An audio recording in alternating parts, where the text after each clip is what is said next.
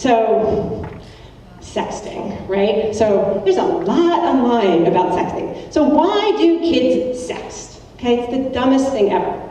Why do kids wear cropped shirts? Why do kids think that shorts are only supposed to come to here? Like, I don't know, because they think it's cute, because they have new bodies, because they're adorable, because they're sexual beings, because they have hormones running through them, and they don't know what to do with it, because maybe they'll get attention. I think a lot of the sexting literally is, well, they asked. Like, it's as simple as that. Why'd you do it? Well, he asked me for it. I'm like, how cool is it that he wants to see that? Or, you know, I thought I looked really cute today, so I took a picture of my cleavage. Or, like, I once dressed in my whole ski suit in my backyard, like in June, and I took a selfie before there were selfies. I still have this picture. I have my ski poles, you know, and I thought I looked really cool. So that's sort of the predecessor to the selfie, right? And there was obviously not an ounce of skin showing because I was covered in head to toe in ski clothes. I don't know, why did I do it? I thought I looked cute.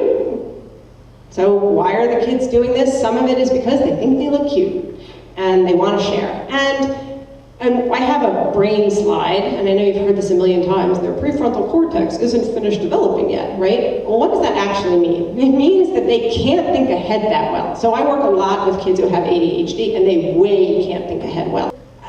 The average person's prefrontal cortex isn't really developed until about 25. If your child has a learning disability or your child has ADHD, it probably will take until 30. They could be living with you a little bit longer. Sorry. But notoriously, kids are not known for long-term thinking. And so like they know, and they'll sit and you'll say, is sexting okay? No, sexting's not okay, so I can't send pictures of my body parts. No, you can't send, why not? And they'll tell you the reasons why, and like they got it. They know right from wrong, they can tell you all the reasons, they know that colleges are gonna see it, they know all of this, and in the moment, sometimes even the smartest kids succumb to it. And I think about kids who know you should use a condom, but in the moment, you know, it's a little awkward. So sometimes it doesn't happen. Or, you know, I know I shouldn't drive fast. I know there are always speed traps in this particular place, but it's just so tempting. Or I know I shouldn't cheat, but I really want to get a good grade, and I'm pretty sure I'm not going to get caught. You know, like, you know that thing that we used to hear a lot about, kids feeling invincible, like it'll never happen to me? There's a, you know, like the internet is like Mike TV, you know, when he goes through space and he's in these little tiny pieces and he gets transported in Willy Wonka and the Chocolate Factory, right? Like that's what the internet's like. There's a zillion little teeny pieces of static. Who's going to see the picture that I post? And this is some of what kids are thinking when they're doing it. They're not really thinking. They're just doing it in the now. You know, I ask kids all the time. So we had this conversation on Wednesday, and then on Thursday night, you did all the things we talked about that you explained to me that you weren't going to do, and all of the good reasons why you weren't going to do it, and then you went and did it. Well, what happened? Well, I wasn't thinking about any of those things. I just really wanted to do it. That's some of what sexting is about. And I wish I could give you a better explanation for it. It's for attention, it's fun, it's interesting, it's sexy, they've got hormones, they have bad judgment. We've got to continue to talk to them about that and let them know that we have to sort of keep the consequences ever present for them. If somebody found that, like, I don't know, print out articles of all of the politicians in the last 4 years who have lost their jobs for sending pictures of body parts that needed to not be photographed and certainly not sent. Right? I think there are some ways that we can keep this conversation going so that it is present in their minds and they can kind of not touch it and feel it exactly. But, so it's real for them, and hopefully it'll get in the way a little bit it'll stop them a little bit. We want them to stop and think, you know, because the repercussions are terrible. So about 20% of kids have done this.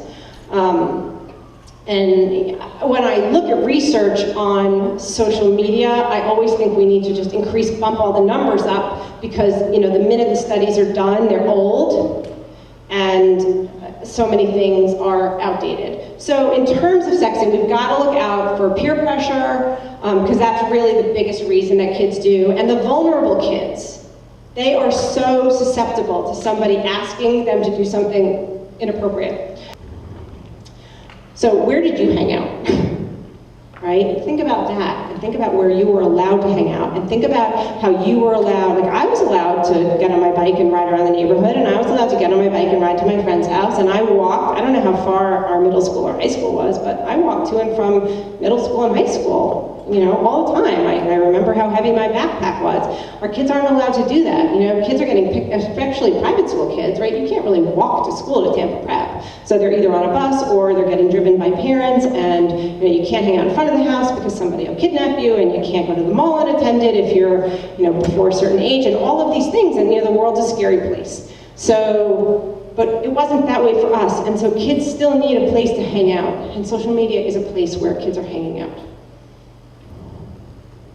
I often say you wouldn't let your child go to Grand Central Station without supervision if they were young. And I would always say that setting them free on the internet without supervision is the same thing, right? You wouldn't set you don't set a kid who's not really familiar with this. Like, when is your child old enough to buy their own train ticket? Choose their destination? Get on the right train, on the right track on their own? When can they do it with a friend? What happens when the train arrives at its destination? Who will pick up your child, right? So, I use the analogy of letting kids play, because that's a lot of what they're doing online is they're playing. And they need some guidance, and they need some direction, so we've got to talk to them. We also, stranger danger is a big thing. What do we do about stranger danger online? It's another conversation to have with your kids. So there's your judgment center, right? It's funny because it's actually from an ADHD thing that I use, but it seemed ever so relevant to teenagers because while it's a little slow to develop in the ADHD crowd, it's a little slow to develop in most of our teenagers too. So that's right here, right? If you put your hand on your forehead, that's your prefrontal cortex. Okay, so what are you going to do? You are going to listen to your kids with understanding, with curiosity, and with interest. You're going to look in the mirror before you go to talk to your kids, and you're going to make sure that you don't have a sour or snarky expression on your face. Okay? You're going to practice how you're going to look, because with one bad facial expression, you've shut down the communication, and you can't get it back, because they will shut down and go to their rooms or just stop talking. So we're going to limit harsh judgment, and we're going to really limit any judgment. So we're going to say, that's really interesting, right? You're going to do that even though you want to kill them, and you want to tell them they can never leave the house again, and they certainly can never use a mobile device. And shaming, right? Shaming's a big issue. And please note that if you say, I can't believe so-and-so did that, I'm so disappointed, if you talk about their friends in a harsh, critical, or shaming way, your child is not going to want to tell you any of those similar things that are happening to them, because if you can be so harsh about their friends, that you can probably be as harsh about your children. So know that, they watch what we say, they watch what the adults say, they watch how the adults react, and they record it all, and then they make decisions later about how much they're going to share. Okay.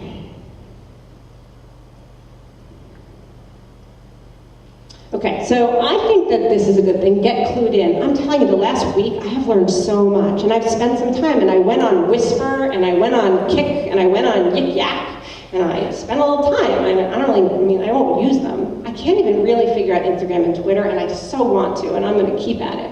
But spend some time online, and you won't know, because if you get fluent in any app that your kids are using, they'll be out of there in a heartbeat. But there's some generalizability. So the fact that I know how to use Facebook means that I kind of have a clue about some of the other ones.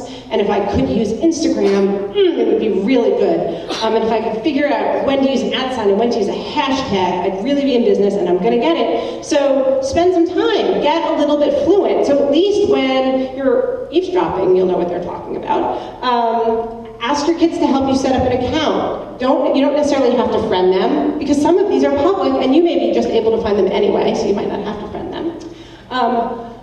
Everything is on YouTube. If you can't figure out how to use stuff on social media, go to YouTube and watch a video, and it will explain it to you.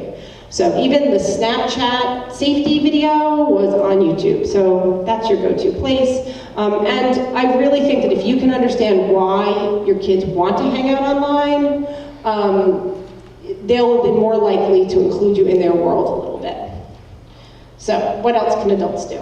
We can't be too, like, we kind of have to be a little bit clueless because it's cool for them to be the experts, but if we're too clueless, then we're too out of it and it's too hard for them to explain things to us. So a little bit of knowledge can go a long way in this situation. Okay, so there was a Time magazine article from June, and they talked about 5 things that parents should tell kids about anonymous apps, and I thought this was really helpful. Even good kids can succumb to peer pressure, which means that we've got to have these conversations with them because it's so, they just want to fit in, they just want to belong, they're trying to figure out their identities. I want to be like this person, I don't want to be on this person, I want to be cool, I want to be an individual, and peer pressure is huge.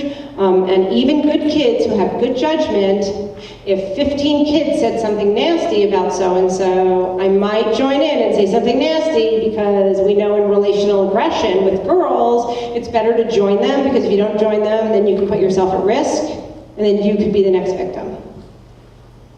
So we want to make sure our kids know that what they post and what their friends post can have unintended consequences. In my conversation with Mr. Plummer before tonight, we talked about how colleges are looking up kids online and how if they see stuff online and they don't like it, they may or may not choose to interview your child who has a 4.0 and got 5s on all of their unweighted. 5s on all their AP exams and is the perfect college candidate. If they have atrocious judgment online, some colleges are going to decide that they don't want them. So that's a risk, and that's something worth telling your kids.